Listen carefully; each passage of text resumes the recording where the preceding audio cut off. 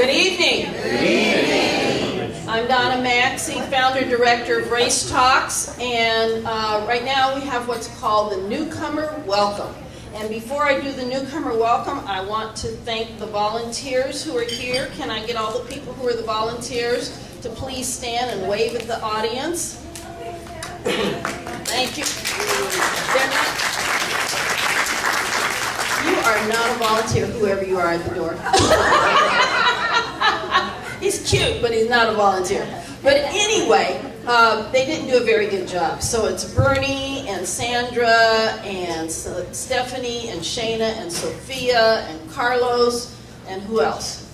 Somebody else helped earlier tonight. Where are you? Where is she? What's her name?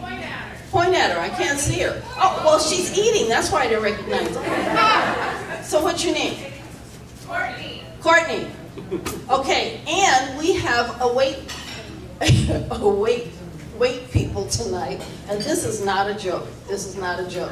But we want you to make sure that you remember their names. It's probably going to be a little hard for you. And make sure that you tip them graciously and spend lots of money back there at the bar for our sponsor, McMenamins. Okay, so the name of our wait people tonight, I don't know if you're going to remember this or not. Poppy, Jessica, Jessie, and Jessica. Yeah, that's not a joke. So it must have been a very good year. So anyway, we're going to start with our newcomer welcome, and then I'll be back to do a quick introduction, and then we'll take off with our speakers. What did they say about a rat and cotton? You guys were quiet. Eddie. All right. Hi. Hi. Hi. Hi. Thank you. I'm a retired third grade teacher. Come on, y'all. Okay. So tonight's program. Where's the poster, Stephanie? Stephanie's running around doing stuff. Never mind. All right. So tonight's program is called Parallel Lives Along Inchiwana. If you are not supposed to be here, you may leave right now. Actually, don't. But we're excited that you're here. How many? Now, I just have to tell you, I'm recovering from 2 concussions, so I might not remember everything, and I might not be as speedy on stuff as I should be. But I do remember this. Ed and Lani grew up in the Dalles. How many people are from the Inchiwana area? Raise your hand if you grew up there. Wow, wow, look at this. We got about 5 or 6 people in the audience. Thank you for coming. So that's it. And then the other question that I have, I always love this, is how many, and I'll tell you why I'm asking this question. How many people are Native American? Please raise your hand. Okay, thank you.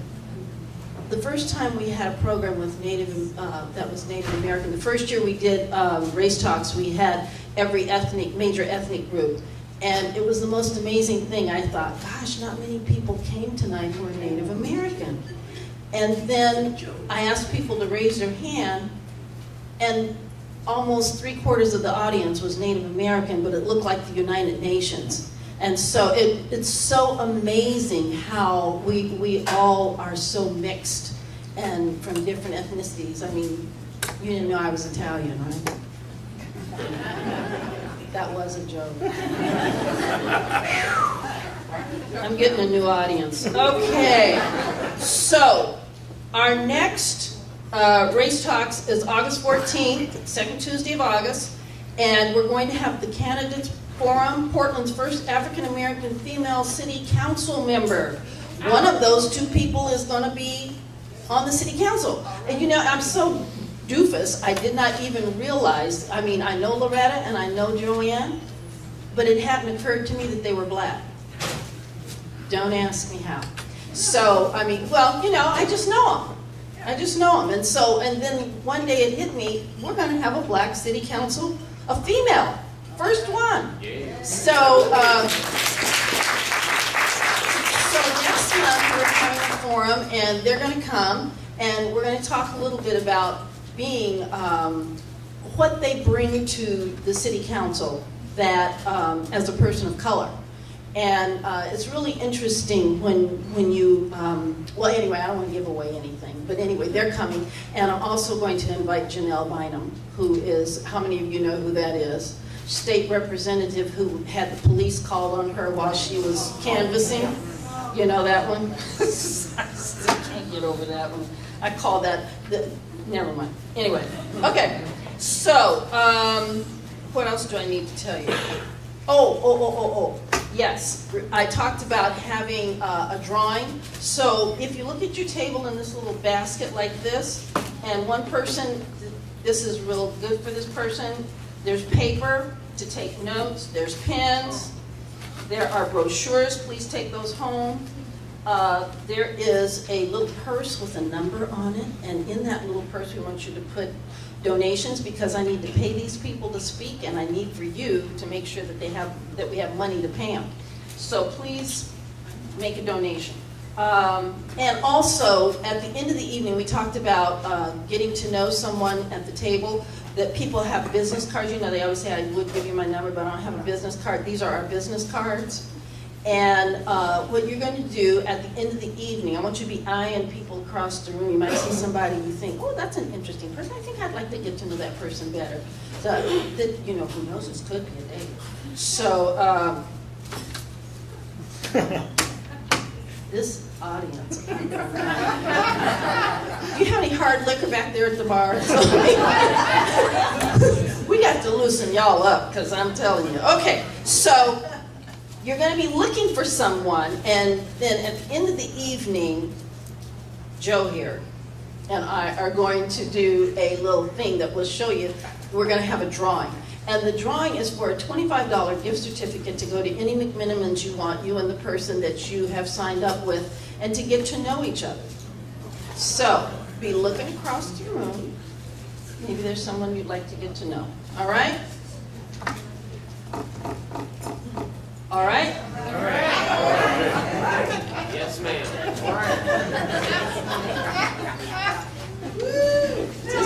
This is a tough crowd. This is a tough crowd. You know, when I was teaching, actually I've taught everybody from preschoolers through adults, but when I was teaching my kids and they didn't, you know, and I'd ask a question they didn't answer, so what I would have everybody do was get up and we'd do jumping jacks. And then if that didn't work, then we would go out to the field. And they'd have to run around the field one time, and then maybe I'd ask a question. If they didn't have an answer, then we'd run around the field one more time. And then I'd ask a question. If they still didn't have the answer, then I said, well, maybe we need to go a third time, and they'd all have answers. It was amazing. So clearly, this audience needs to get up and run around the parking lot. So, okay, so you did laugh. I heard more laughter. That means some of you are breathing out there. So Ed and Lani are going to share their story tonight, and it is a very touching and moving story. And they're going to read. At first I told them I didn't want them to read it. I wanted them to talk about it. And after reading it, I said, please read it. It is very touching, very moving. And then after they finish, then they are going to do a small discussion, and then we'll have a Q&A from the audience. And after the Q&A, then we'll go into small group discussions. And at the end of the evening, Ed is going, after they speak, Ed's going to be out in the hall, and he has books, These Few Words of Mine by Edmo, and also t-shirts? Home shirt, yeah. Some kind of shirt. And then we also have Race Talks t-shirts back there at the table. I don't know how much Ed's are or how much his book is. He'll let you know. But there's a Race Talks t-shirt floating through the air back there. And they are $20, and that's a fundraiser for Race Talks. So, and be sure to take, oh, I've got a little friend here. Sorry about that. So, we're having the candidate forum in August. September, we're having immigrants in, it says the social justice system, and actually that's supposed to be the criminal justice system. And then October is Max 1 Year Later. This is a film that was about Portland that was made by ABC. And November 13th is Donna's 70th birthday party fundraiser. So come on and come. I'm thinking maybe we should be dancing or something, you know?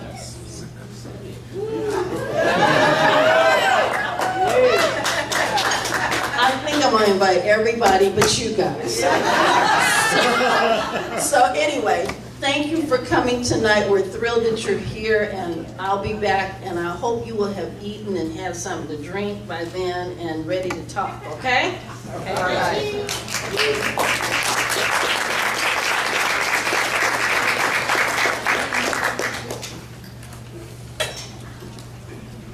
I'm Edmo. I'm Shoshone Bannock, Nez Perce, Yakama. I was raised about 95 miles east of here at a place called Celilo Falls. When the cold winter wind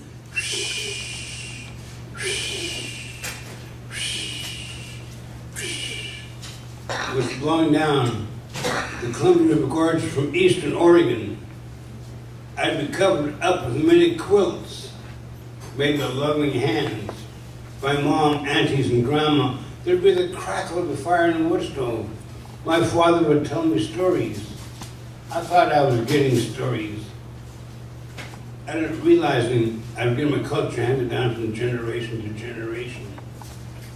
If you don't know, our culture is not a spectator sport.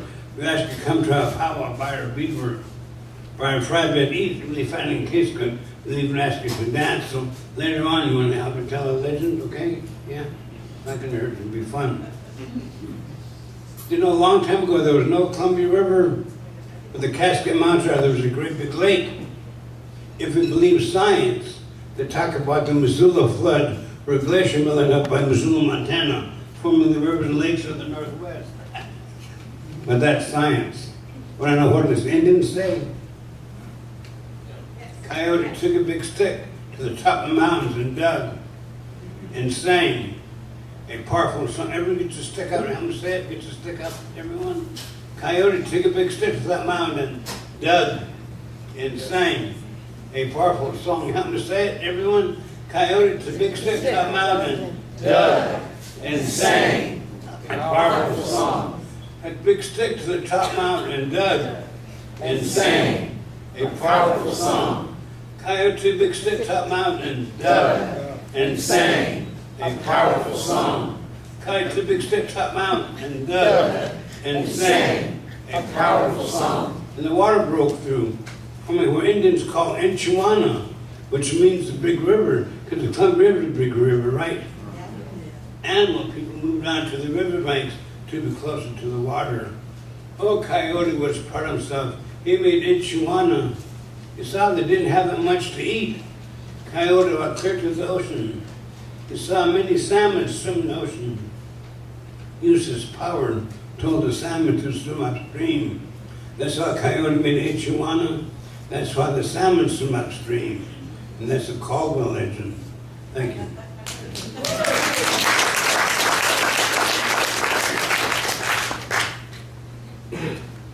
The Oregon we know today has been shaped by innumerable forces on her peoples and on her land.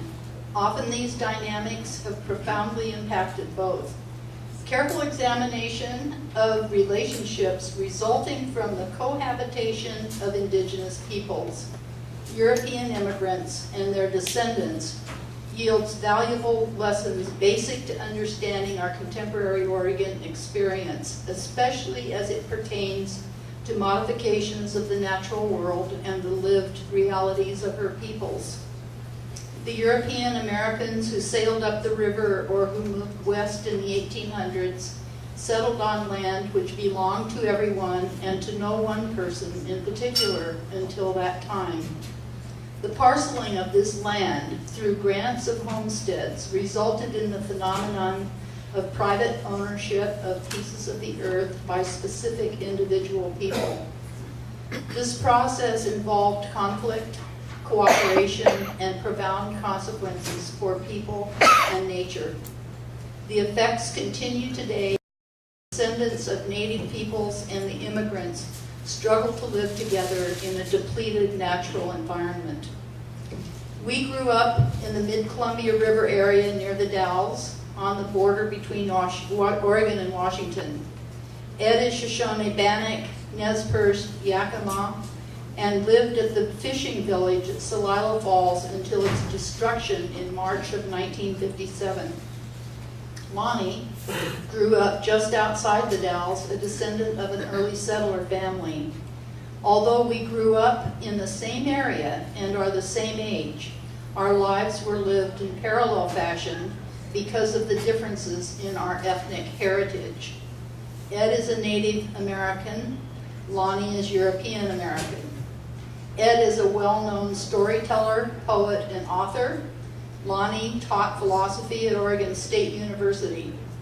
Our worlds intersected some 20 years ago when Ed was an invited speaker for a conference on environmental justice sponsored by the philosophy department, and then again when Ed's daughter, Sayadam, became one of Lani's students. This provided an opportunity for us to talk and to share stories of our childhoods growing up near the Dalles. It soon became painfully clear that our lives were divergent and at odds in ways explainable only by racism and sexism the dominant culture imposes on Native peoples. We believe the alternative perceptions and experiences of our lives inform the tangible and actual harms done by some by the sheer blindness, ignorance, and arrogance of others.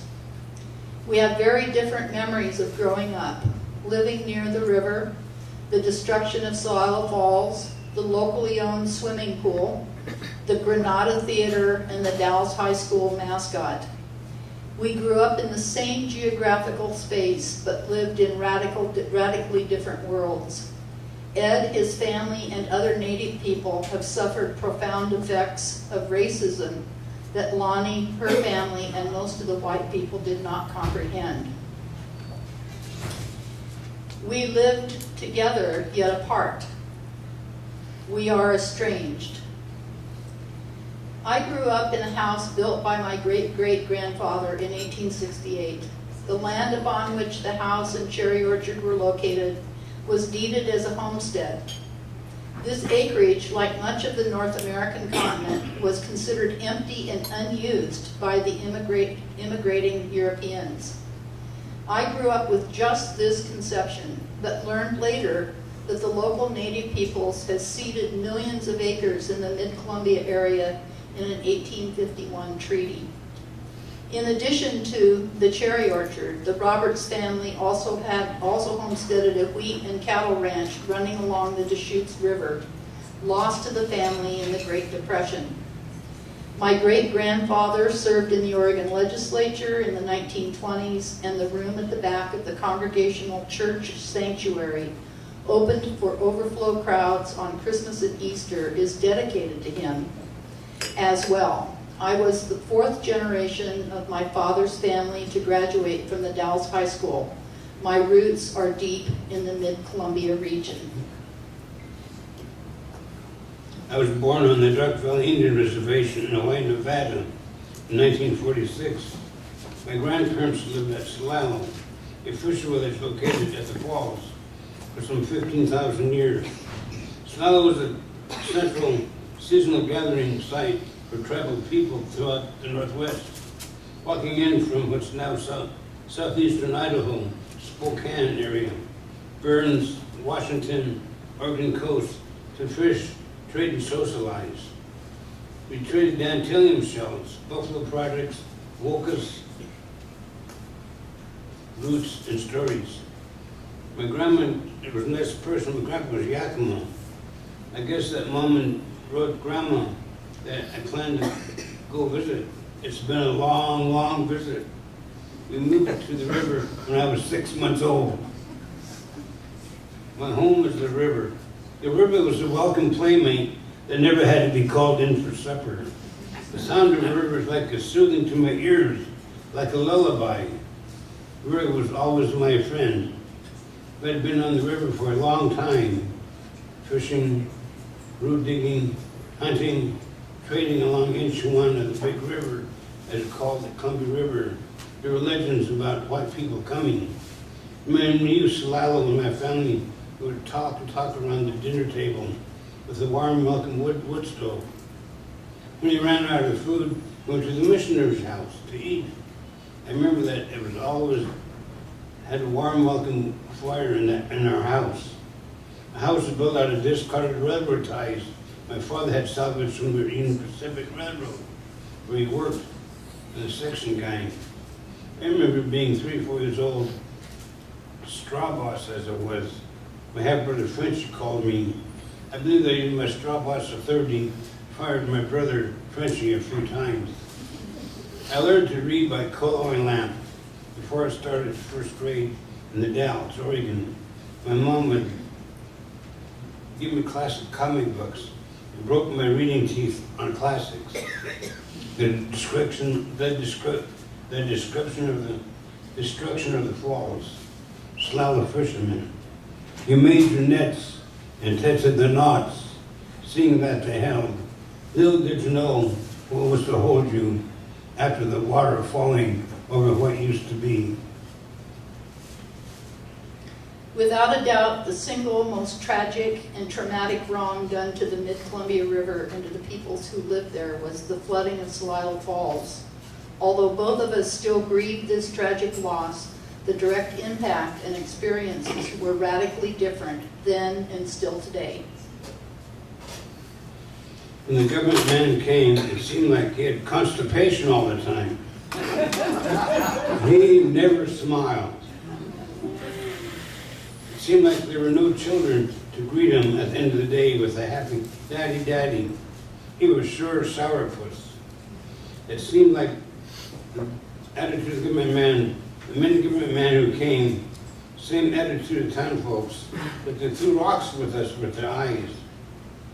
Attitude, racism, I don't like. My dad, Edward Edmo Sr., saw the plans of the dam at the Chamber of Commerce. They tried to warn the Indians at Celilo. Indians scoffed at him, called him old Chinaman, because he didn't wear his hair in long braids. But when the workers began leveling the land for the right-of-way of the Union Pacific Railroad, they saw Dad was right. We'll stand on our treaty rights, Indians said. But many elders remember when the Bonneville Dam was built in 1938, the Hermit Creek Indians were forced to move. They were not given payment for the fisheries or houses. My father organized the Celilo Indian Community Club to get monies for the houses, for the fisheries, and our homes. I remember the meetings which were held in people's houses. Henry Thompson, Chief Henry Thompson's son, told the government man, you should give us $50 for every board in a dry shed. This is their way of life. The government man got angry and shouted, you Indians will take the government's fair offer. If you don't take the fair offer, I'm going to Judge Weber and condemn your land, and you won't see a red cent. There's a white man who lived in Moody, owned a store and gas station, held out for a high price. It was announced that when the bulldozers would come and take down his house and business. I remember the white man was standing there crying to a red bandana. The government made an example of him that we had to accept the fair offer. It was a time when there were no hearings at environmental impact, cultural impact, or anything like that. It was the Red Scare. The U.S. government needed electricity to make aluminum to build ICBM missiles to point at Russia. It was in that name of progress. No one stuck up for us except the Democratic Society of Western County, the local chapter, the Daughters of the American Revolution. We were told the government man wanted to settle by the Dalles Dam to show the people what the government did to us. The government man said, no, we couldn't do that. We know that the land was being speculated for development of hotels and gas stations. One of the agreements was that the park was built, we would have a carrier shop to sell beadwork, coffee, and food to the tourists. What happened? When I was a girl, about 10 years old, my mom and dad took me to see Celilo Falls. I remember it well, mostly because the mood was serious and somber, almost spiritual, very much like it feels at a funeral. My parents explicitly told me that they wanted me to see Celilo Falls because it would never exist again. I'm sorry, but I get choked up. That impressed me. How could something as huge and powerful and magnificent as Celilo Falls cease to exist? The water roared, the falls were taller than any building I'd ever seen, and the Indian fishermen dangled dangerously over the water, dip netting salmon from the river. My dad explained that the Dalles Dam was near completion, and when it stopped the flow of the mighty Columbia River, the backwater would flood the falls out of existence. This became an actuality in March of 1957. I have mourned the loss of Celilo Falls my whole life. When I understood what had happened, I used to scare my parents by wishing that someone would blow up the Dalles Dam. I doubt that I am the only person who imagined such a thing. I also doubt that the Dalles Dam could be built today in the same location, since an environmental impact statement would be required, and I hope the utter destruction of such a magnificent natural wonder and an ancient fishing village would be unthinkable. The cost has been incalculable, both to the natural environment and to the lives of the original peoples who lived there.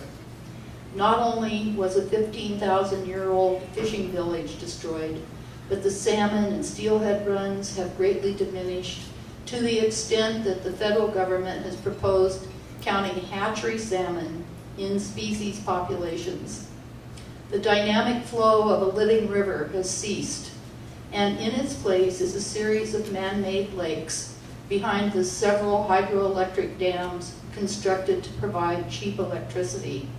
It seems completely wrong, a mistake to call the Columbia a river anymore. It was springtime. Dad took me out of the school of Richland Elementary to watch the flooding of Celilo Falls. It was like a bad dream that something so big, so wonderful, was flooded. I watched my grandpa fish, my uncles fish, my father fish, and I too believed that I grew up to become a fisherman. But my role model was taken by the flooding of the falls. Nowadays I tell legends about the river, tell stories about Celilo, and go fishing for an envelope with a chicken net to take it to Freddy's to get groceries. I'm a fisherman in a different way. The natatorium, cool, clear water on a hot day. It is really hot in the Dalles in the summertime. The hottest I can remember was 116 degrees, and there are nights when it does not cool down below 80s. Relief was available though. Kids, some kids, could go swimming at the natatorium, more commonly called the Nat. It is a city-owned and operated swimming pool just west of the downtown area. It is a concrete pool surrounded with chain-link fence, which might be 8 feet tall, to prevent access when the Nat is closed. There is a concrete building in which the changing rooms and showers were located. There is a little bit of lawn out front and around a wading pool, maybe 10 feet on a side, designed for parents with toddlers.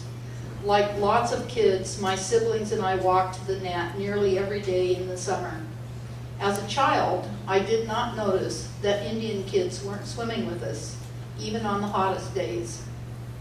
As is all too often the case, people of ethnic minorities were invisible to the dominant culture, and my childhood was no exception.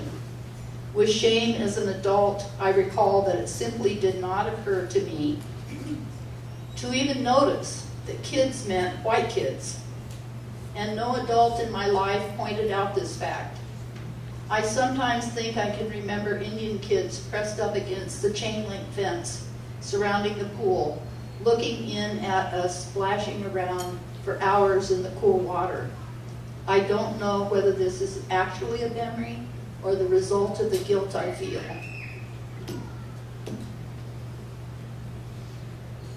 For some reason, a 5-year-old can understand that Indians weren't allowed in the big swimming pool with deep greenish blue water and the high diving boards. If we wanted to get wet at the pool, we had to go to the toddler's wading pool, even grown men and women. I guess the white people believed the little of their white would rub off and we experienced some of their white privilege. One time, the Boys and Girls Club had a swim day. My brother was a member, We were to go to the swimming pool on a Saturday morning. On Friday night, the tension in the kitchen oozed out like the dull coal oil lamp. Mom and Dad talked with hushed voices. I could see the seriousness in Mom's face. She strained to get her words out, and Dad used his forefinger a lot like he hammered nails. I saw him hammer a lot of nails. When we arrived at the swimming pool, we joined the line of kids who were members of the club. Behind the counter was a young teenage white boy with a red face, mad. Mr. Warren, the flamboyant leader of the club, had a receipt and waved over his head, which he wore a top hat on special occasions. Finally, he phoned the manager of the pool. Looking back to me and my brother, Mr. Warren said, Boys and Girls Club, his membership needed children. While I had Mom and Dad, my grandma lived on the hill. We had warm milk and wood stove. I didn't think that I was needy. Sometimes we ran out of food and we just went to the missionary's house to eat. Mr. Warren asked my brother when we took a bath. He both said, "This morning, sir." We talked in hushed tones. After a long time, he handed the phone to the hot-faced boy. He slammed the receiver down. There was a lot of cussing. Me and my brother went to get our baskets. Dirty Indians, when the white boys said from behind the counter. Remember how glad I was that I peeled off our clothes and put brand new bathing suits that Mom got for us at the J.C. Penney store. And we took our showers and mind the cold water. Marched triumphantly to the big pool. I went down to the shallow end, looked at the expansive greenish blue water. I felt like I had the power to walk on water. All this worked pretty good going to the swimming pool on hot days. But one time Mom was late picking me up. Got out of the pool standing in the shade by the dressing room. 5 white boys came up, taunted me. "Go back where you came from, savage. Stay in your village, warhoop. We don't want you around here, you dirty little Indian." They began pushing me, grabbed my towel and threw it on the ground, began hitting me, kicking me. I covered myself and swung haymakers at them. A couple of haymakers connected, which added to their hostility. When one of the boys grabbed my arm and twisted around behind me, I cried out in pain. Then my mother came, car horn blowing. White boys started began running. I tried to run after them, Ron grabbed me. "Never mind, they have small hearts to pick on you." And just then, I wish I had the power to walk on water. Saturday matinees at the Granada Theater. Another form of entertainment when we were kids was the Granada Theater, downtown at the corner of 2nd and Washington Street in the Dalles. It is a small theater by today's standards with sloping floor and a raised stage with the movie screen occupying the whole space behind the curtain. Upstairs there's a balcony accessible by stairs on both sides. Because the girls' restroom was also upstairs on one side, I sometimes would climb a few extra stairs to look at the balcony.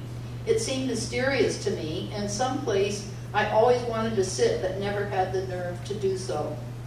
It is more than a little ironic that the balcony beckoned me and I always wanted to sit there and didn't.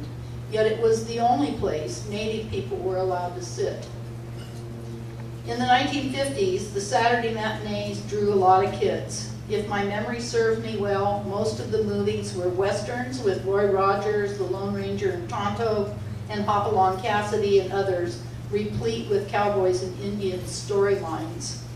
It was from these movies that we kids drew our inspiration as we played cowboys and Indians in the neighborhood.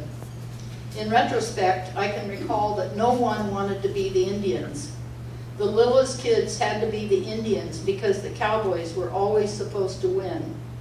This kind of play was thought of as normal and harmless, but today, as an ethicist, studying how we human beings organize ourselves to harm some of us for the benefit of others, I cannot help but think about how these games and the movies we watched affected our perceptions of the native peoples in our midst. How could it not have led us to view them as other than us in an irredeemable way? Only movie house in Dalles was the Granada Movie Theater. I was sat in the balcony. I was really young. I just thought that Mom and Dad picked those seats because they were the best seats in the house. I looked around. There were the Navajos that worked in the railroad and the Japanese who grew crops in Dallesport. One time, my brother Frenchie, I was sitting on the main floor. Usher came down and said, "You boys have to sit in heaven." My brother said, "See this uniform? I fought for this country. I can sit where I want." He got the manager. Manager came down, "And the boys have to sit in heaven." My brother said, "See this uniform? I fought for the country. Sit where I want. I'll call the cops." My brother said, "Go to call the cops. He's a man, I'm a man. He's got a uniform, I got a uniform. Maybe we can talk man to man." The manager never called the cops. Ever since then, he didn't sat on the main floor of the Granada Movie Theater.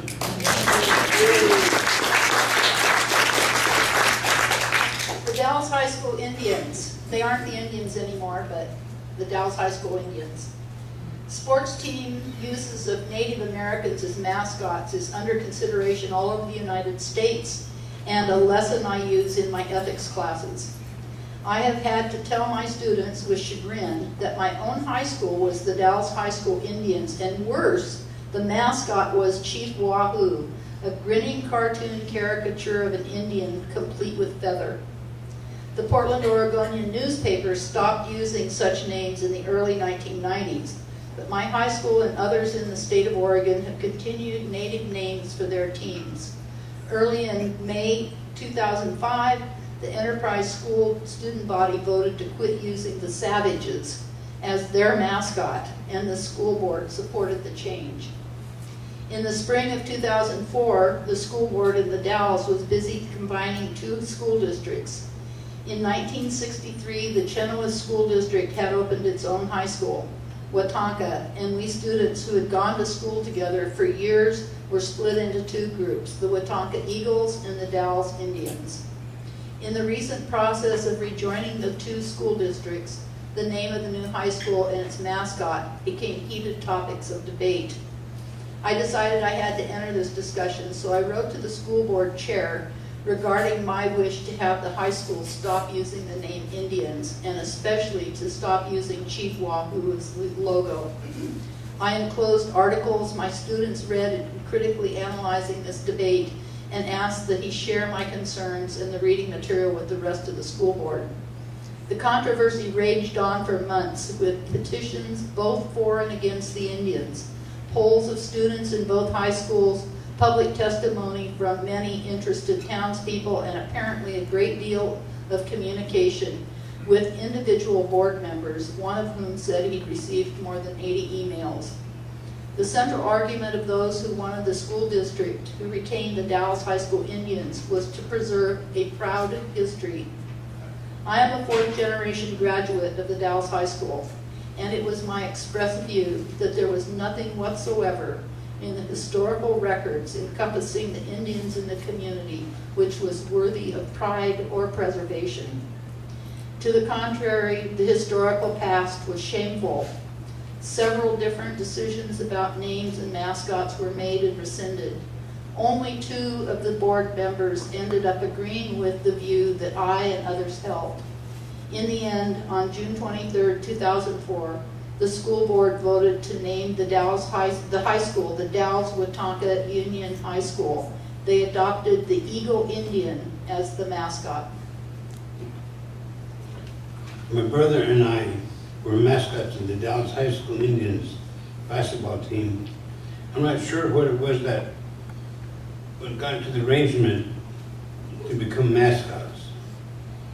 I knew I could only speculate it was a way of my father trying to get us some kind of acceptance in the Dalles. What it did was to wear my war bonnet, lead the team out on the court, dribble the basketball and shoot the basket. It was said that if I made the basket, the team would win. I got to go to Astoria, Oregon, really see the ocean as a mascot, even stayed in a hotel. I was treated like a white boy. I remember eating steak in the cafe, not being asked to leave because I was an Indian. I believe that people do strange things for strange reasons, looking back to my mascot days. After the dam was flooded out, we moved to Western Washington, across the river from Celilo. Basketball team was Indians also. I was a mascot too. I was chosen to go to Boys State in 1963-64. Quite an honor. Well, I got to campus, which white kids decided to make me a mascot. I would sit cross-legged on the table while they were beginning to learn about the government laws and past. I didn't get a chance to participate. Sit like an Indian was mentioned by one of the white boys laughing. Racism. Children are defenseless in terms of the social messages they receive from family, friends, entertainment. I never noticed that kids mostly meant white kids when it came to the swimming pool or the theater. Even though I was raised to not judge others by the color of their skin, and my parents forbade in no uncertain terms the use of racist words, I grew up smack dab in the middle of toxic, cruel racism directed toward the Indians with whom I lived. And I didn't know. How is this possible? In my classes, if I describe a town in which people from an ethnic minority could not sit on the main floor of the theater or swim in the swimming pool, and the signs in stores said, "No dogs, no coloreds," they did not hesitate to name the Jim Crow South. When I tell them this is my hometown, the Dalles, Oregon, when I was a kid, they are shocked. I remember the signs in the windows of most stores in the Dalles. No dog or Indians allowed. I couldn't understand it. I was raised in a good Christian home, taught that love would overcome all. But when we went to town, the white people would throw rocks at us with their eyes. You can't see the rocks, but it sure hurts, and the bruises last a long time. What seemed to be what the town had felt like didn't belong, was not good enough. I remember buying candy bars in the alleyway of the back door of the store because Indians weren't allowed in the store. Toward the end of my dad's life, after I'd been teaching about the dynamics of racism for several years, I tried to very gently pry some information from him about his awareness of the racism in our hometown. I asked about who my ancestors had hired to work for them and how they were treated, and other leading kinds of questions. My dad sincerely and completely maintained the worldview that Indians in the Dalles were not subjected to racism.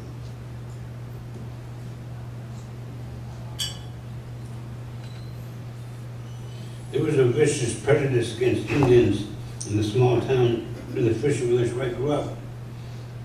The stores in the Dalles had signs displayed stating "No dog or Indians allowed." These signs were in most stores, not just a few stores. Indians were not allowed to eat, and only one cafe was on the east side of town where the winos and prostitutes and bootleggers hang out. I remember one time, it was a sunny, warm, late afternoon, the clouds seemed to drop by God on the twilight scene. I was about 6 years old, me and Mom were sitting in the car in front of Johnny's Cafe. And what we like to do in those days, watch people, Mom called it.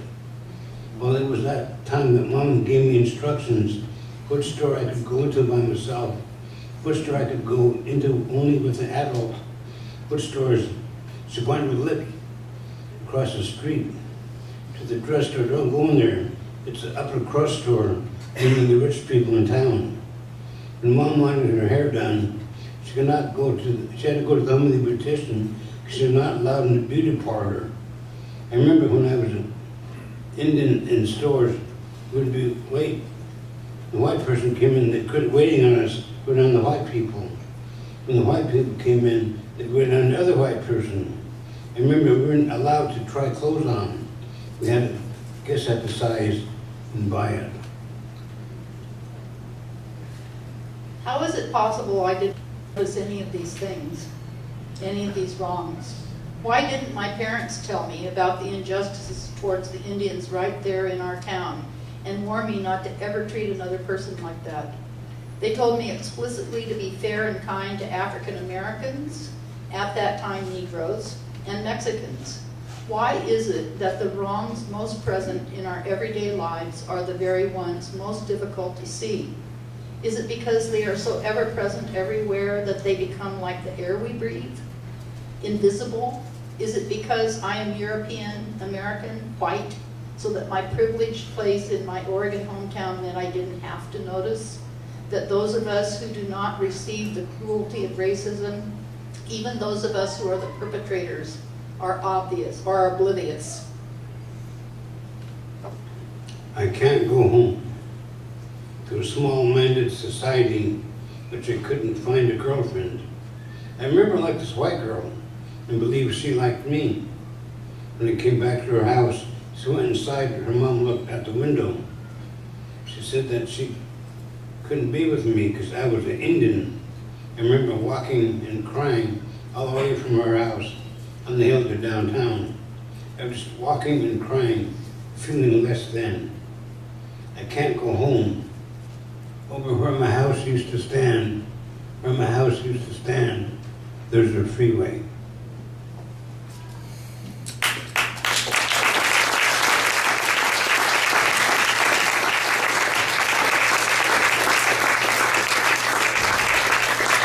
I'm going to talk about movies. You know why Vikings go in a circle? If I'm up here on the hill and got a camera, the focus is only in a small area, that's why they had to go like that. Now, if you got a bow and arrow, and I got a gun, what's going to shoot longer? The gun, right? So if I got to shoot you, I got to sneak up on you. I'm making a sound movie. I put Indian heart, go, ooh, change because it's sound, right? It's all economics. You get all excited, Indians are chasing the cowboy, you got to say it before the bathroom. All economics, guess what? You have to walk back past the candy counter to get your seat. It's all economics. In the 40s and early 50s, Indians in town didn't think Indians viewed education as didn't think that education was foremost for the kids. But it was that Indians couldn't afford the gas to drive from Celilo 6 miles west to Dalles. Couldn't afford the gas, so they instituted a bus line. A bus, I remember that. Are we open for questions? You're going to talk about what you guys do now. Donna asked me to say what I've done since we wrote this book chapter in my life. I've been a social justice activist since 1964. It began with anti-war work. And I also spent 22 years at Oregon State teaching students about the philosophy of oppression, how we humans sort people out by visual clues and then punish most people for the benefit of those at the top, so that the people at the top benefit, and that means white people, from the suffering of the people on down the hierarchy. I think that's the most important thing that I've done in my life. I also taught feminist philosophy because gender is a kind of oppression as well. Since my retirement, I retired in 2011. I live in Hood River. I didn't want to go to the Dalles, and I didn't ever think about it until just this evening, but maybe because of how painful it is there, memory-wise. But in Hood River, I teach the citizenship class. Hood River County is about 40% Latino, and so I've taught 13 citizenship classes. And I also regularly tutor English learners in the ESL English learning classes at the community college. And so I'm still, even though now we're in our early 70s, I'm still up for doing social justice work. And it is what gives my life meaning. That and my children.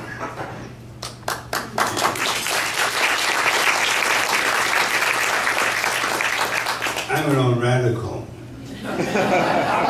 Since Boy State, I didn't believe in the way of government, so I became really radical. I'm an old inkster gangster. Occupied Wounded Knee. Big officer in Camp Adair, one of the best successful occupations. It's 6 miles north of Corvallis. First Chicano Indian Studies Center of Oregon. Siletz had a daycare and a carpentry school. They set up Sweat House Lodge for a sweat house using modality to treat alcoholism. First place of the New Year's Eve sobriety powwow. 50 people showed up on New Year's Eve, straight and sober, and celebrated New Year's Eve. I'm now the board and director of Red Lodge. We've worked with the men and women in the penitentiary. I burglarized a church in '64, I got in '65, never went back. And I'm still a suspect. For real, for glaucoma, I could get my eyes dilated in August. But we have a house, mile and a half south of Oregon, Clackamas Community College. We have women leaving the penitentiary, live in the house, so it's a good program. I'm also radical. I volunteer at NEA. I'm doing the summer program up there tomorrow and the next day. Oh, Native American Youth Association, and I'm a volunteer there. And I'm working the next 2 days there. Also, I am, what else am I doing? I go up to She Who Watches on the Columbia River Gorge, past the Dalles, Oregon on the Washington side. I got cleared by the Yakama Culture Council to take groups at any time. I do buses, individual groups. Last Friday, vans from Chemeketa Community College, international students, so I do that. Big extra money, and I'm raising a daughter and living with her. I got 3 grandkids, so I'm a good parent and good grandparent. We don't babysit, we grandparent.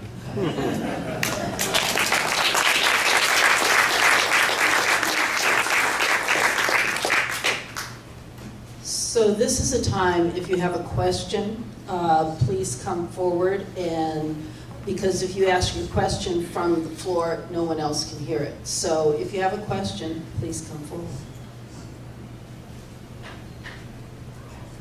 No, don't raise your hand. Come on, come forward. So.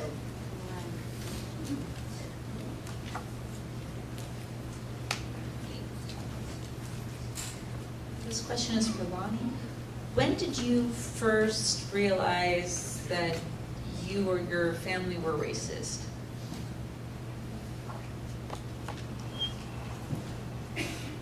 It seeped in, I think. It was when I first realized, in regards to African Americans, for example, is there was one black family in the Dalles, and they lived in the one and only house across the railroad tracks. I'm not joking. There's so much night. But when I started thinking about why the isms existed, is when I really got the full force. And that then Ed and I were at a conference together that the philosophy department put on at Oregon State, and Ed was one of the main speakers, and I was helping him photocopy. We talked about this earlier today, helping him photocopy some of his poetry, which he would autograph and sell. And we were standing there, and he said, "Hey, Lani, you remember when we were kids, the Indian kids couldn't go in the swimming pool, and you could have literally blown my body back against the wall." I was so stunned that I had never realized it. And I was in my late 40s, early 50s. And so from that point forward, Ed and I started sharing our experiences with the things that we talked about here tonight, the movie theater, the swimming pool, the stores downtown, etc. And because I was raised in an anti-racist house, when I said we were forbidden to use racist language, I mean it was soap across your teeth. Back in the old days, people did that. And so it was very strict. So it blew me away that I had not noticed the one form of profound racism and I think because you're buried in the water of it. I don't know. My niece, Lani Jack, had a Christmas party 2 years ago for people that live on the in-lieu sites along the river, fishing villages. In lieu of the traditional places. There's many in-lieu sites where we fish, then they built a dam and flooded us out. These are in lieu of these places. She held a Christmas party at the senior center in the Dalles, and she went to Hood River, got more support from Hood River and then from the Dalles. Still kind of backwards, I think. Thank you. Okay, this question's for Ed. You want to get closer to the mics, everybody? So in the beginning, you actually talked about your legends. Have you or your community written down those legends to be able to share with anyone else, or? No, it's called oral tradition. Our daughter will be here later on this evening. She tells stories. My granddaughter, her name's Celia, when she's 15, she's learning stories from us, so it's oral tradition. There's several books out there. I'm on the, what they call wisdomoftheelders.org. Wisdomoftheelders.org. I'm considered a master storyteller. So we have conferences here in Portland, up in Seattle, so I'm passing it on to the family first. Thank you.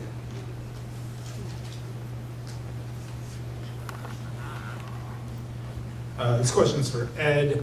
Can you talk a little bit more about the Chicano Indian Studies Center of Oregon and maybe the occupation of the gym? Camp Adair was a air base about 6 miles north of Corvallis on 99, and we got permission to use it for Chicano Indian Studies Center of Oregon. But ink hasn't touched paper, so it wasn't legally ours, so we occupied it. And Larry Kalika got some students from Chemawa Indian School. And Joshua Quinones got a bus from Mount Angel, picked up the Chemawa students, and just north of the camp, there's a picnic area we stopped. We're standing on top of a picnic table. Do you realize you are subject to arrest? You get hit in the head with a billy stick. You can be expelled from school. Yes, yes, yes. And then occupy them. Oh, let's occupy the church because it's a symbol. Look around. Oh no. Windows, they can tear gas us. So we locked ourselves in the gym because it was pretty much fortified. And I remember being on security and the Jeep drove by. The state and the county couldn't touch us.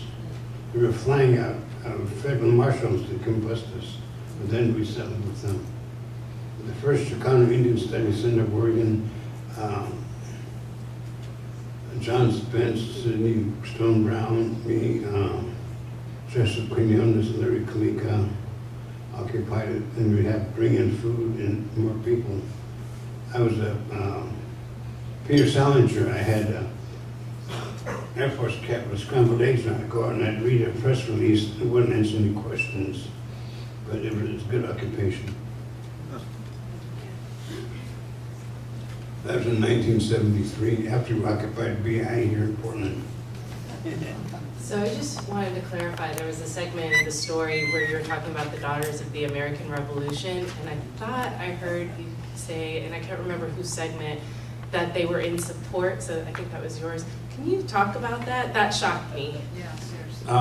At my house, I have a notebook of handwritten notes of the Celilo Indian Community Club. There's a resolution by the DAR that supported us Indians, an actual document. Does that go counter to their beliefs? I mean, that sounds like it goes counter I to, think why were they supporting? Because we were right.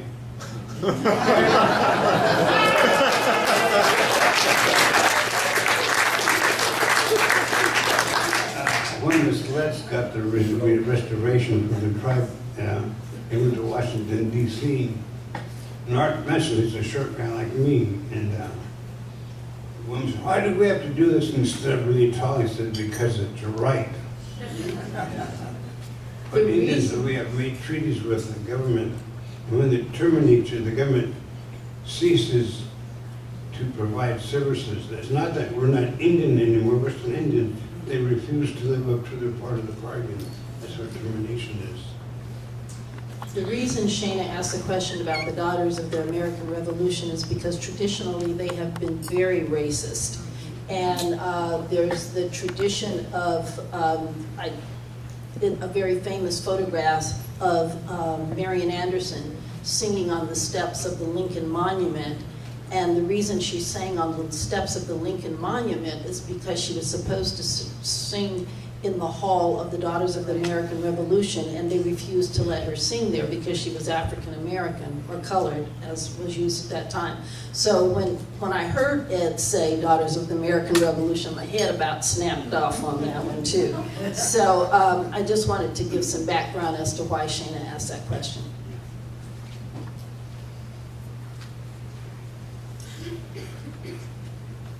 Hau'umanakwe. Hi, Ed.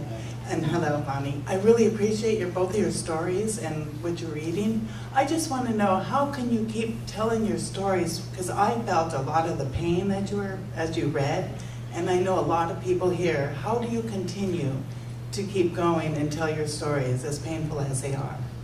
Thank you. Ed and I have read this publicly, what do you think, 5 or 6 times? Yeah. 5 or 6 times, and last time, which was about 18 months ago, we were getting ready and Ed said, "Are you going to cry?"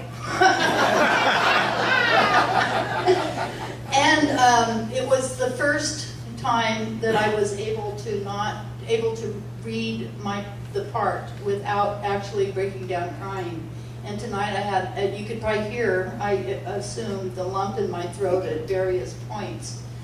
It is painful. And it's not as painful for me, I'm sure, as it was for Ed as a kid growing up. Do you know what I mean?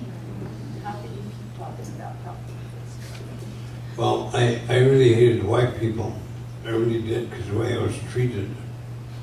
I wanted to be a Marine and become an Ira Hayes, get a Medal of Honor, right? Or a fight. And I told the counselor I'd shoot my CO because he was white. And I would have at the time. I really hated cops because in the Dalles, Indian, they'd catch you downtown drunk, they'd cuff you and push you around, war hoop, wagon burner, they'd push you down, the police could grab you, drag you by your feet, call you blanket ass, and uncuff, and that you're going to take a swing on you, right? Then they cuff again, take you back, put the boots to you, add another charge, which is resisting arrest. Assault on a police officer, which is a felony. Then you go to court, the judge gives you 1 night served in jail, a high fine, because he knows the family needs you on the river to fish. I've seen that happen over and over again. I really hated cops when I was younger. One time they got in Eugene, they got me out of the hole. Do you remember what happened last night? I said, no. He said, you're doing pretty good until you throw your shorts in the booking officer's face. But since I've been working and kind of settled down, I have respect for them. I don't. I think that Portland should have a special prosecutor for all the cops that shoot dark people. Yeah. I just took it out of myself because I felt less than I became a wino on the street and drug addict. I haven't drank alcohol in over a year and shot drugs for 18 years, so I'm not doing that lifestyle anymore. I'd rather be doing this.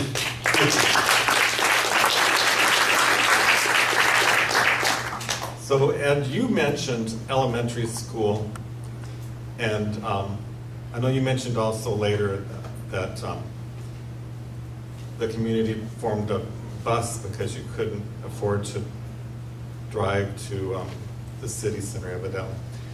So I'm wondering if you can remember and tell us more about the elementary school. Was it just Native Americans, or can you give us some more details? It was a public school. I remember I'd raise my hand and the teacher wouldn't call on me because I was Indian. I was really bullied. Some of the call it lateral racism. In my tribe, Shoshone Bannock from Idaho, bullies would throw rocks at me and say, "Get out of here, you outsider." So during recess, I'd go to the library. You know why? You don't get beat up in the library. You know how I overcame all the bullies? I outlived them.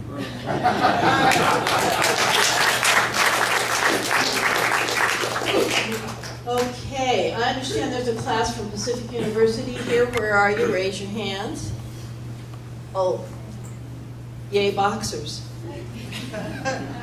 We're not in the same class, but I did go there. So, and I understand that you might have questions, but you're too shy to ask. So, Shayna is thinking of you. And so she said, if you guys would write your questions on one of the pieces of paper, she will bring them up and ask them for you. And since I'm a former teacher, I would flunk you if you did not ask a question. So, I mean, I still know some of the profs down there, so I mean, I could call. So I suggest somebody at least have 1 or 2 questions from that group. Okay. So, you've got 1 question and an answer before we're expecting at least 1 question from you guys. Come on. I'll give you a moment. So, I just wanted to share an experience. I've had. Oh, I'm sorry. Can you hear me now? Yes. Can you hear me now? Can you hear me now? My name is Melanie, and I've had the pleasure of knowing these two for 20-something years. I was Lani's student at Oregon State University, and I was Ed's daughter's friend. We're still friends, Siatam. And so I just wanted to share a quick story. So because of my relationship with both of them, I had heard both encounters of Celilo Falls before it was flooded from the time I was young. And when I got close to graduating from Oregon State, I got an internship at the Bonneville Power Administration. And that's the federal agency that is largely responsible or has a large piece of marketing the power off of both the Dalles and the Bonneville Dam and many other dams along the Columbia and Willamette. And I was at Dad's weekend, and my dad was there, and Siatam was there with you, Ed. And Ed says, "So, Melanie, what are your plans for employment after graduation? What are you going to do?" And I looked at my dad. He looked terrified. He was like, "Oh, God, don't say it." And I did, and I said, you know, I got this internship at Bonneville Power, and I was like, you know, really apprehensive about it. And he said, you know, you're exactly the kind of person that we need working there. Yep. And so I carry that philosophy on. I'm now in a leadership position. I hire, you know, diverse groups of people and do my best to carry that on. But I tell you, that's the only time I've been ashamed of saying that I work there, because we do need people that work in the government. And now, you know, there's all kinds of different issues going on all across the government, and it's important not to flee that situation and say, I'm going to give up and just turn this over in the hand of monsters, but to actually be there and continue to do better, and, you know, generation after generation to do better.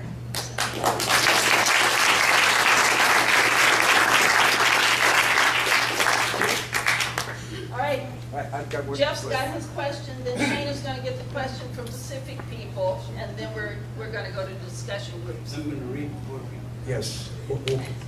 But Ed, we've known one another for a very long time, and we really got to know one another when I had to get special permission from the Oregon Department of Labor to hire your daughter Siatam at OMSI when she was only 15 years old.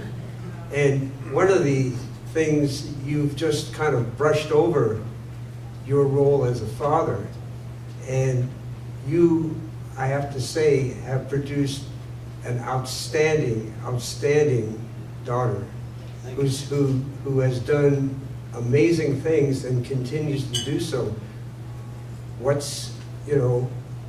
You've obviously instilled in her some very, very important values, and I want to commend you, but I wonder if you tell us a little bit more about Siatam. Okay, Siatam, several years ago, my cousin stayed with us. He's gay. Lived with us for like maybe 6 months, and it opened her eyes to the lifestyle of the LGBTQ people. and she wrote a paper about working with LGBTQ people on marriage and inheritance in Indian families. She does that. She's working for Western States Center downtown. Really radical people, I like the kind of people. They're really young. I like to see them on occupations with me. They're really radical. She wrote a book, her and her father-in-law, about Indian identity, Indian land, and flood. That's published. She wrote that. She's on her way over now, and she's going to pick me up. And so she's up there still doing the thing, you know, and working really hard. She's so busy, I have to make an appointment.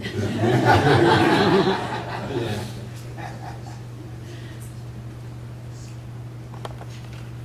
So after the Pacific University question, Ed's going to read a poem, and then I have an announcement to make to you, and, Shana wants me to read it. Okay, it's been 50 years since you have experienced these things written about in this book. Have either of you been back? What is different? What is the same?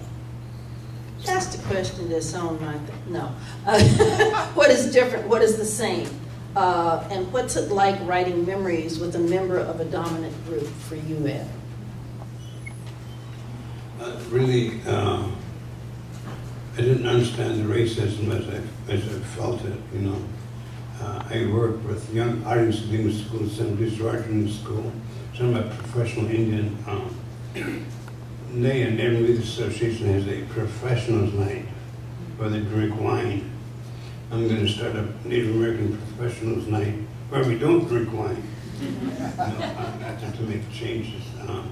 I don't go back to the Dalles that often. I really don't. I volunteer with Columbia River Keeper, tell Indian stories with them. I volunteer with them.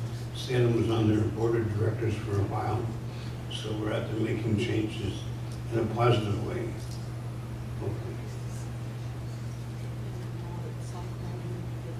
Okay. Oh, right, yeah. We didn't realize we had these experiences. We were at the Xerox machine, so they wouldn't allow me into the net, so we began talking about this, and I really enjoyed working with Lana. She didn't cry tonight. But, you know, Lani, Lani's my niece. Lani, it was difficult to write this piece because I had to go back into my memories, and it really hurt, and it really hurt, and really hurt. I had to get it out there to make changes, positive changes, to see that this never happens again. You know, that's what I'm trying to do here tonight. I could be in the bar sitting over there and slopping down in vodka 7. You know, the most natural place for me to be is trying to make positive changes because I hated most people, most white people, the way I was treated. But I'm not living that lifestyle. I'm not doing that anymore. I'm trying to make positive changes. I moved to, when I retired, I moved to Hood River instead of the Dalles intentionally. And amazingly enough, Hood River is the most ethnically diverse place I have lived in my life, and I've lived in San Francisco. Mostly because there are Indian people there. There are the Japanese people who started the orchards and built the train that went up the gorge. There are African Americans, although not that many African Americans, but enough African Americans that they're not rare. And like I said, 40% Latino, which I think Carlos, is that your name? He somewhat, and Ed, many younger Latino people consider themselves indigenous Indians. And because they were colonized by the Spanish and got called this other name, meaning Mexican or Latino, doesn't mean that they are not primarily Indian. And they are, the whole North American continent. So it's a very ethnically diverse town, and I am very happy to be there, and I try to contribute to the betterment or the well-being or whatever I can do to help the people who are people of color in Hood River. So Ed's going to read read one of his poems. Yeah. This poem was published in New Zealand in 1983. In 97, it featured on Max and TriMet in a program called Poetry in Motion. It's that stone that where Lani used to teach at Oregon State University at the library. There's a main door. To the right of the door, there's a long bench, and it's in granite. You know what I like about that? That it didn't have to die first.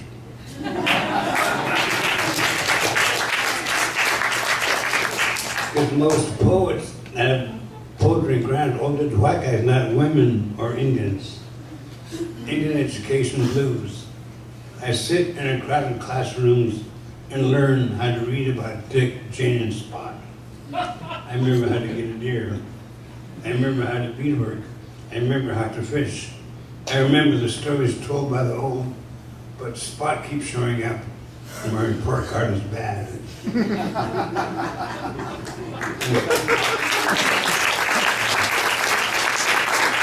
And some moved on with poem shirts outside in the hallway when they were done. And I just want to thank Donna Maxey for inviting Ed and me here tonight and for organizing these. And now I have a new friend, and it's really cool to get to know a new person. Thanks. Thank you. So now we are to what most people enjoy the most. It's amazing. This is our 84th program. And we've been doing this for 8 years. We're at the end of the 8th year. And what's amazing to me is that people will, almost every month, somebody will say, you talk too much. There was too much talking, because what they want is to have the small group discussions. And this is where you get a chance to talk about the evening. You can talk about what the speaker spoke about. If you look on the back of the evaluation, this is an evaluation form that we would like for you to fill out before you leave. So if you have to leave early, please make sure you fill out the evaluation form. If you don't, then you will implode as you try to but we need, and we ask a lot of personal questions that I could care less about, but funders like to know these kinds of things, so please answer them. And give us your feedback. And if there's some topics that you think you would like to talk about, please let us know. What I did not ask, I forgot to, and then on the other side are how to conduct your own small group discussions. We have some facilitators here tonight. How many people have a facilitator at the table? I've got 1, 2, 3. Sandra, are you going to lead a group? I've got 4th, 5th, 6th. I'll do one. And Sandra, and Bernie, are you going to do one? Bernie, you're going to stay there. Sandra's going to stay there. One of them is going to do it. Sandra's a college professor, retired college professor, and Bernie is a retired administrator. So they're playing dumb. So anyway, we have some suggested questions. They're in yellow, and you can discuss all the questions, some of the questions, none of the questions. That's up to you to decide what you want to do. There's Ed's daughter. Yay! You're famous. Speech. So here's what's so interesting about Ed.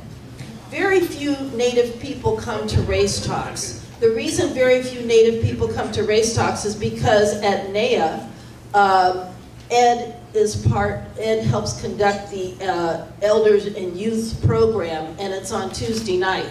So the fact that Ed is here, I'm just thrilled. And so he broke with tradition and came here tonight. And I've been a little upset with them and trying to get them to change their night from Tuesday night, but they had it before we did, so I guess I'll just have to settle for that. But we're going to go start our small group discussions. It is now about 8:20, and I'll be back at 9 o'clock.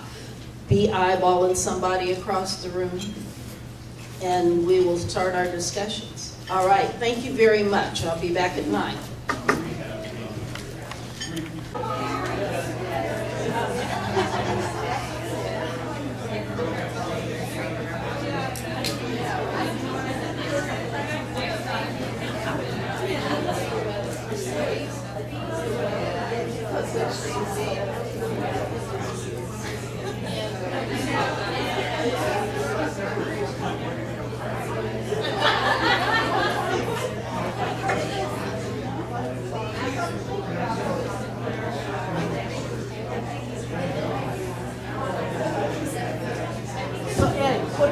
slides. My family. Okay. Oh my gosh. So if you can hear my voice, clap one time. If you can hear my voice, clap 2 times. If you can hear my voice, clap 3 times. Thank you for the applause. So, while these are pictures of Ed's family flashing up here, and isn't that you, Ed? Yep. Look at it, ain't he cute? Uh-huh. So is that Frenchie, the tall one? No, it's my brother Eddie. Oh, The swimming pool, like oh, that's the swimming pool. Oh, wow. my mother. Your mother? Who is this? My grandfather, grandmother, and Lester and June. Grandparents. And what is this, Ed? She who watches on the board. Ed, get to the microphone.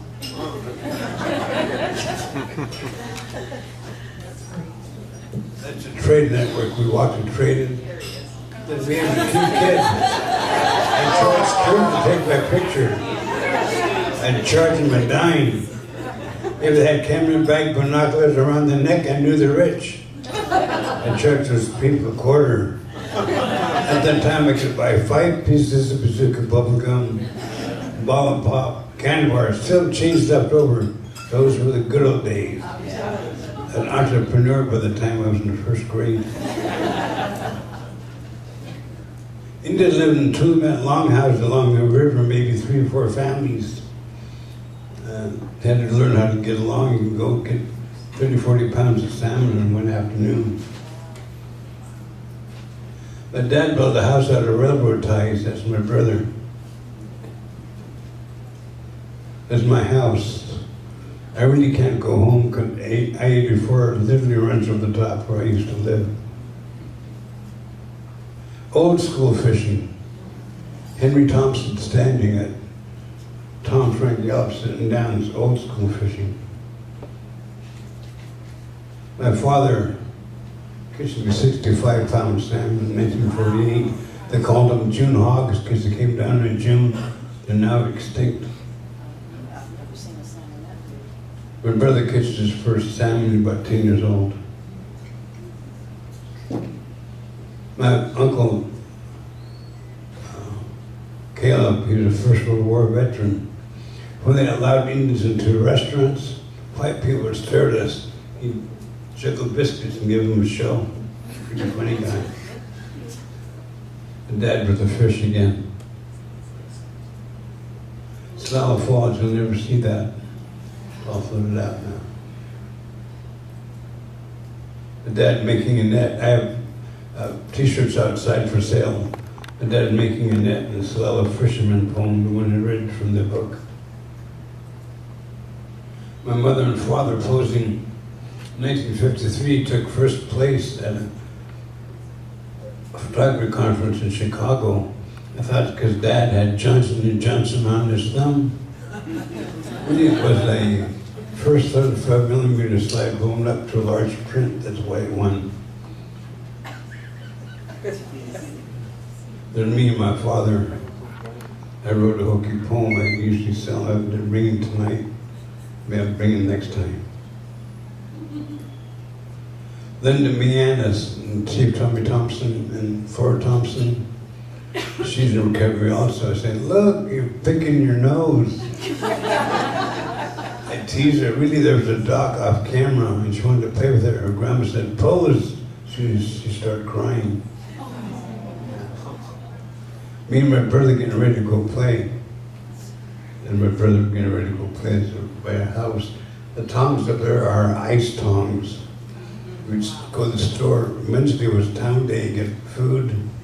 Stop at the ice house, get a block of ice from the trunk, get a bottle of pop, and we'd stop at the slaughterhouse.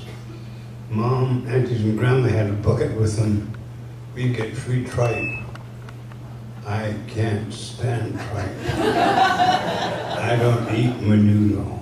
I can't stomach it anymore. There's us integrating the swimming pool in 1952. Me and my brother and Phyllis Kinchlow. Phyllis Wright, she's a retired teacher now. She lives here in Portland. We're starting to get together for dinner sometime. There's my mother and the carved in the tree in 1936. Rachel C. Edmo, Edward McCary Edmo. Now I guess the way people do that now is they put on Snapchat and Instagram and Facebook. They have to do it differently. The oldies, they carved the initials in the tree. Tom and my grandfather, Melina Edmo. I think she's Cayuse. That's my brother Buster. He rode bullets before they wore helmets and vests. And June Edmo, she's 98. She's living in Pocatello, Idaho. And Shio watches. I have a website, edmo.tripod.com, edmo.tripod.com. I do tours up to She Who Watches. Make extra money, tell legends in the Mid-Columbia area. Before and after the picture of Celilo. See the canal there to the south of the falls? My brother would dive off the canal and say, look, look, he's diving. I said, that'll be a dime. Watching my brother, that'll be a dime, that'll be a dime. Thank you very much.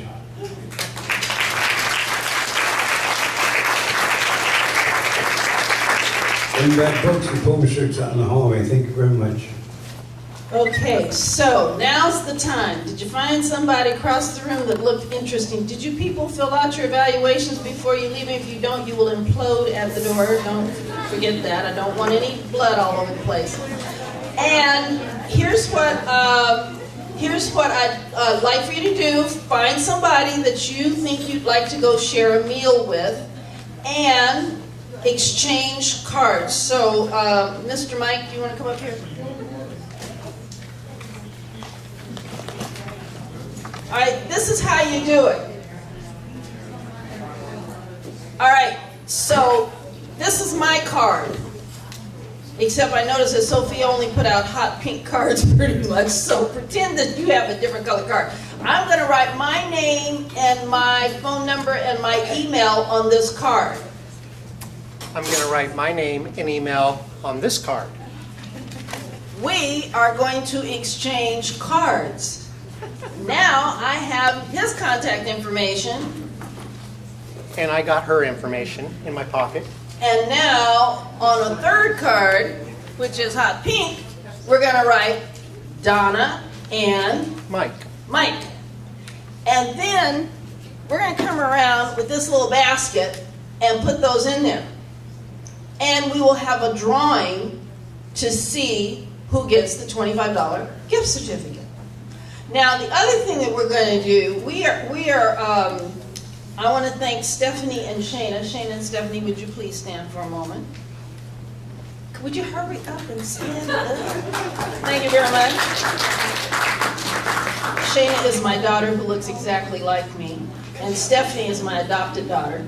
And they are working with me to write a curriculum. So we're going to be training facilitators starting in September. So if you would like to be a facilitator for Race Talk, to train for a facilitation gig, then on your tables there is a sign-up sheet, and we need you to fill out your name and email address and stuff, and make sure that you say that you would like to do facilitation training. So please fill that out. Find somebody across the room. You never know, you might find the love of your life here in the room, or your best new buddy. And I'm going to give you 5 minutes. I'm setting the timer, so we'll be back in 5 minutes. Time's up. Stephanie is over here. Come up, Steph. Let's see who gets this $25.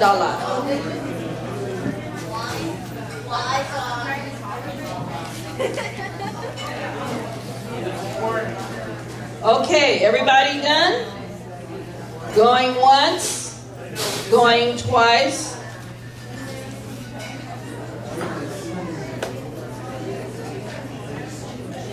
Before we do the drawing, I wanted to say something to you. I just saw something on Facebook today that was really disturbing. And it was a picture of a black woman standing on a corner in Florida, and next to her was a white man who was wearing who had a sign that had a Confederate flag, an American flag, and a swastika. And it said, "Homeless ends, go back to Africa." Now, I'm sharing this with you because there is a rash of people calling the police on African Americans in particular. And the problem is that people, when that happens, that it is very dangerous for the folks that the police are called on, because they can end up being killed. You all heard about the incident that happened in Portland State. It was a Good Samaritan breaking up a fight, and he happened to have a gun. He had a concealed weapon, and it fell out of his shirt while the fight was going on, and the police killed him. So someone was saying to me that the police are trained to empty their guns. They're trained like that, but you know what? I haven't seen them do it with white folks. I've seen where they've gotten in knockdown, drag-out fights. I've seen them where they have shot a person and the person lived. There's an awful lot of fear in this country, and it's being done in a very nasty, ugly way. And I'm asking you to reach out to people, to talk to them, to help them to understand, to invite them to come to race talks, to talk to them about what you know and understand about race and racism. And if there are people who are fearful, help them to understand that there is nothing to be fearful of. And to please think before they call the police. Please think, how would they like to know that they were selling, a little kid selling water on the street in San Francisco, and the police are called on them. People at a lake having a barbecue, and the police are called on them. I mean, these are ridiculous incidences that occur all the time. So it's people like you who understand, who are part of the discussion, that need to reach out to stop the foolishness that's going on in this country. Because I want you to go home and to read a poem called The Hangman. And write that down, please, and go home and read the poem, The Hangman. And when you read The Hangman, you will understand why I'm asking you to speak out and speak up and be part of the solution and not part of the problem. So with that being said, I am going to pick a person, a couple. Okay, one fell out, so this must be the couple. The couple are you kidding me? No. It's Shayna and Tyler. I think it's fixed. I think they put a weight on their little paper. So Shayna, Tyler, come up and get your thing. Tyler wanted to be my friend. I told him I don't participate. So I told him, sick him on Shayna. So let's hear it for Shayna and Tyler. So they will be getting in touch. I would encourage all of you to get together with your person that you exchanged information with.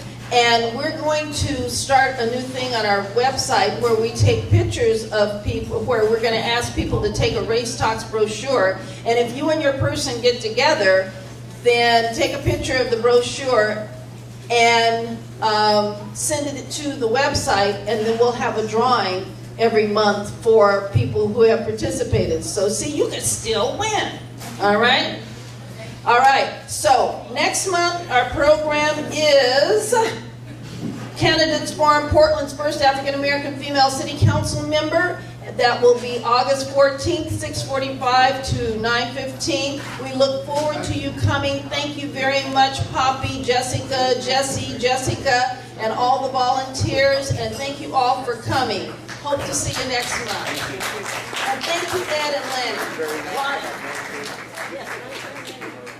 Very nice to meet you.